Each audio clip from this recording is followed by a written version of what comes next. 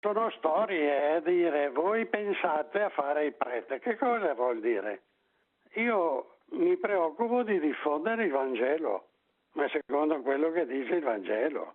La religione non è chiudersi in chiesa, la religione è vivere nell'ambiente, sul territorio, a vivere su quello che è la situazione reale della gente e della società. Così don Claudio Miglioranza all'indomani della bufera scoppiata dopo la predica nella messa celebrata alla Pieve di Castelfranco, nel mirino le parole del sacerdote nei confronti del ministro dell'Interno Matteo Salvini per il decreto sicurezza e per le sue scelte politiche in materia di immigrazione. Io ho detto anche che fomenta il razzismo perché tutti quelli che sono stranieri sono irregolari negli accenti che lui pone.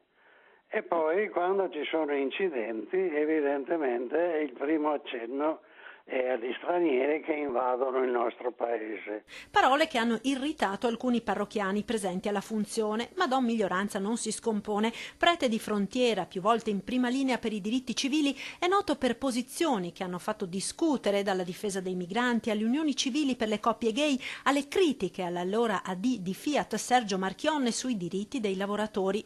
Ora tocca a Salvini. Si proclama cattolico brandendo il Vangelo e il Santo Rosario. E io ho detto che va bene, può proclamarsi cattolico, ma certamente questo non è cristiano, per cui la sua predica non è secondo il Vangelo. Ed il ministro dell'Interno risponde a stretto giro via social. Non ho parole, un comizio durante la messa, scrive Salvini. Manderò a questo prete il testo della legge perché capisca che è un passo avanti nel nome del rispetto, delle regole, della sicurezza, della vera integrazione. Amen.